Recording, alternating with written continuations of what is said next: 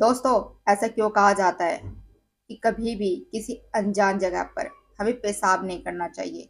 पर ऐसा एक कारण भी है कि किसी भी अनजान जगह पर आप कहीं किसी नई जगह पर गए हो और आपको उस जगह के बारे में पता नहीं है और आप उस जगह पर पेशाब कर देते हैं, तो फिर वो बहुत ही ज़्यादा खतरनाक होता है। मतलब कई अदृश्य शक्तियाँ ऐसी होती है जो कि उस इंसान के पीछे पड़ जाती है। और ये कोई कहानी नहीं है, बल्कि बड़े बुजुर्ग ऐसा बोलते हैं कि ऐसा नहीं करना चाहिए। और ऐसा क्यों नहीं करना चाहिए, वो स्टोरी के द्वारा मैं आपको बताऊंगी कि ऐसा किस लिए नहीं करना चाहिए और क्यों ऐसा करना खतरनाक हो सकता है। तो दोस्तों, आज की जो स्टोरी है वो चिंटू नाम के लड़के की है। चिंटू जो कि शहर में रहता है और पढ़ाई लिखाई में बहुत ही ज़्यादा होशियार है, इंटेलिजेंट है, वो मतलब बहुत ही अच्छा लड़का है। लेकिन बहुत ज़्यादा शरारत करता है, बहुत ही मस्ती करता है। उससे उसकी छोटी बहन है, उसके साथ बहुत ज़्यादा मस्ती करता है, उसे परेशान करता है। तो उसके जो मम्मी पापा हैं चिंटू को डांट मारते हैं, उसे बहुत ज़्यादा समझाते हैं कि ऐसा मत कर, अपनी छोटी बहन को ज़्यादा परेशान मत कर। लेकिन जो चिंटू होता है वो अपने मम्मी पापा की बात नहीं मानता है। और क्यों नहीं मानता? क्योंकि वो बहुत ज़्यादा मस्ती करता था। तो उसे एक जगह पर बैठा रहना या शांत स्वभाव से बैठा रहना उसे आता ही नहीं था। अब क्या होता है कि उसके स्कूल की गर्मियों की छुट्टियां पड़ जाती है। चिंटू अब डिसाइड कर लेता है कि इस गर्मियों की छुट्टियों में वो अपनी नानी के यहाँ जाएगा, यानी कि ननिहाल जाएगा। तो चिंटू ऐसा ही करता है, गर्मियों की छुट्टियां पड़ जाती है और चिंटू अपनी नानी के यहाँ चला जाता है।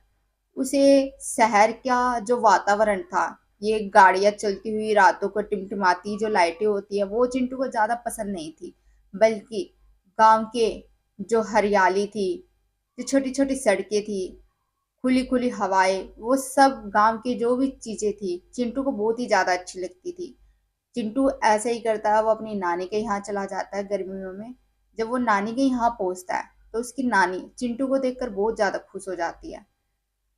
चिंटू जो बहुत शरारती था, तो वो एक जगह अपनी नानी के यहाँ बैठता तो नहीं है, आते ही वो अपने कुछ दोस्तों के साथ बाहर घूमने के लिए चला जाता है। जैसे खेत में जाना, तालाब में जाना, तालाब नदी में नहाना। मतलब गांव में बहुत सी ऐसी चीजें होती है जहां पर घूमने के लिए जाओ तो दिन छोटे पड़ जाते हैं। अक्सर गांव में दोस्तों के साथ मस्ती करना बहुत ही ज्यादा अच्छा लगता है। तो चिंटू भी ऐसे ही करता है, पूरा दिन उनके साथ मस्ती करता है। अब क्या होता है, शाम हो जाती है, चिंटू घर जाने लगता है।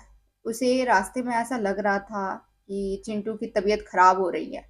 उसे लगता है कि मेरी तबीयत बहुत ज़्यादा खराब हो रही है, मुझे कुछ अच्छा नहीं लग रहा है। तो चिंटू घर पर आ जाता है, जैसे तैसे करके घर पर आता है और रोज की तरह अपने नाना नानी को सारी बातें बताता है। जो भी वो पूरा दिन करता था, आकर सब कुछ बात जो थी वो नाना नानी के साथ शेयर करता था। तो वो अपने नाना नानी को सारी बातें बताता है कि आज हमने खेत में गए, आज हमने ये किया, आज हम नदी में नहाए, आज हम बहुत ज्यादा घूमे। सारी बात उनके सामने बता देता।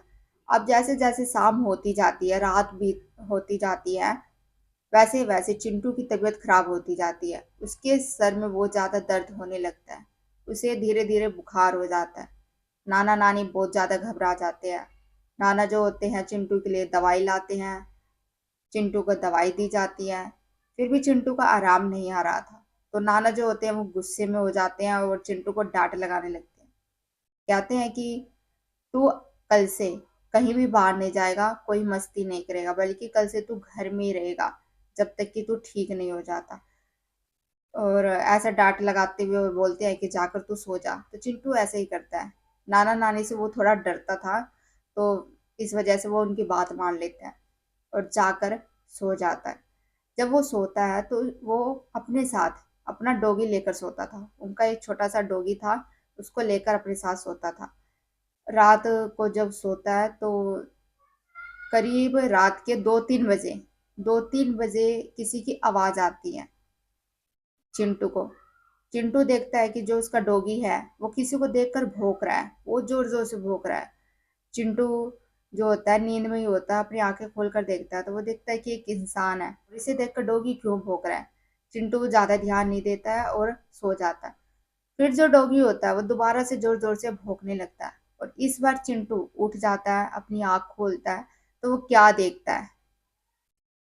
कि जो उसके सामने जो इंसान था वो कोई इंसान नहीं था बल्कि एक प्रेत था, जिसके लंबे लंबे नाखून, लंबे लंबे बाल, आंखें इतनी लाल हो चुकी थी, पूरा चेहरा जो था वो खून से लथपथ था।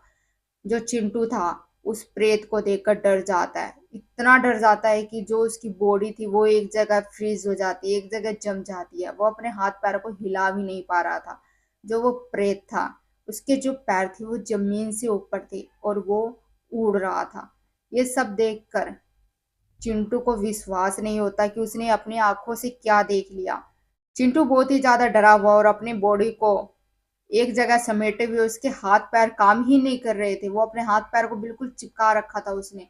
जो डॉगी था वो बहुत ही ज्यादा तेज भौंकता है, तो जो उसके नाना नानी होते हैं वो नाना नानी आते हैं चिंटू के पास, चिंटू के पास बैठते हैं। तो वो क्या देखते हैं कि चिंटू की हालत तो बहुत ज्यादा खराब है, वो किसी चीज को देखकर बहुत ज्यादा डरा हुआ है। थोड़ी देर तो जो नाना जी होते हैं उसके पास बैठते हैं, उसके सिर पर हाथ फेरते हैं, हाथ फेरते हैं, फिर उसे पानी देते हैं। पानी देने के बाद पूछते हैं कि चिंटू तुझे क्या हुआ, कोई बात हुई है तो बता, इतना डरा हुआ क्यों है। लेकिन चिंटू कुछ बोल पाता तो ना, चिंटू कुछ बोल ही नहीं पाता। उसने देख ही लिया था वो प्रेत इतना ज्यादा डरावना। तो चिंटू बहुत ही ज्यादा डरा हुआ था, ना हाथ पैरों को हिला पा रहा था, ना कुछ बोल रहा था। ऊपर से उसकी जो बॉडी थी वो बहुत ही ज्यादा आग की तरह तप रही थी, उसे बहुत तेज बुखार था। नाना नानी जो थे वो रात को बहुत ज्यादा घबरा जाते हैं, वो भी डर जाते हैं कि चिंटू को क्या हुआ। जब थोड़ी देर बाद चिंटू शांत होता है, चिंटू का जब बुखार कम होता है, तो नाना जी पूछते हैं चिंटू से कि तुझे क्या हुआ था, तू ऐसा क्यों बिहेव कर रहा था। तो वो नाना नानी को सारी बात बता देता है कि मैंने एक प्रेत को देखा जो बहुत ज्यादा डरावना था, ऐसे ऐसा था, मतलब सारी कुछ जो भी बातें थी चिंटू अपने नाना को बता देता है। नाना जी बोलते हैं कि ठीक है, कल हम एक ओझा के पास जाएंगे। अब जैसे तैसे करके रात बीत जाती है। अगले दिन चिंटू को उसी गांव के एक ओझा के पास ले जाया जाता है। ओझा जो होता है चिंटू को देखकर बता देता है कि उसके साथ क्या हुआ है। ओझा जो होता है वो नाना से कहता है कि ये एक तालाब के पास गया था, वहां पर एक चिता जली हुई थी, उस चिता के ऊपर ये पेशाब करके आ गया था, और वहां पर जो साया था, जो भी बुरी शक्ति थी वहां की, वो इसके पीछे पड़ गई है और इसी वजह से इसे दिखाई दे रही है और वो चिंटू को अपने पास बुला रही है। वो सारी बातें जो थी ओझा उनसे कह देता है। फिर नाना जी जो होते हैं वो घबरा जाते हैं और अपने दोनों हाथों को जोड़कर ओझा से कहते हैं कि कोई तो उपाय बताइए, अगर इसे दूर जाने का कोई उपाय है तो। ओझा कहते हैं कि मैं एक ताबीज देता हूँ, उस ताबीज को चिंटू के गले में बांध देना और एक काम करना कि चिंटू को यहाँ से दूर ले जाओ कुछ समय के लिए। जब ये यहाँ से दूर रहेगा तो सब कुछ अपने आप ठीक हो जाएगा। तो ऐसे ही किया जाता है। शाम होती है, चिंटू को उसके घर वापस भेज दिया जाता है शाम वाली ट्रेन से। चिंटू अपने घर पहुंच जाता है, लेकिन फिर चिंटू ने डिसाइड कर लिया था कि वो कभी भी किसी भी जगह पर पेशाब नहीं करेगा।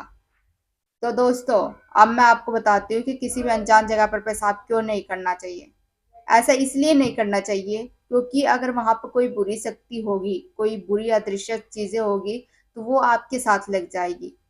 और ऐसा बड़े बुजुर्ग बोलते हैं कि अगर किसी जगह पेशाब करो तो उससे पहले हमें खांस लेना चाहिए, ताकि कोई भी वहां पर दृश्य शक्ति होगी तो वो वहां से दूर हो जाएगी और फिर वहां कोई भी दिक्कत आपको नहीं होगी और ना ही कोई प्रेत भूत वगैरह आपके पीछे पड़ेगा। तो दोस्तों ध्यान रखिए, ऐसा भी सब कुछ होता है। तो दोस्तों यही थी चिंटू के साथ हुई एक खतरनाक, डरावनी, खौफनाक घटना।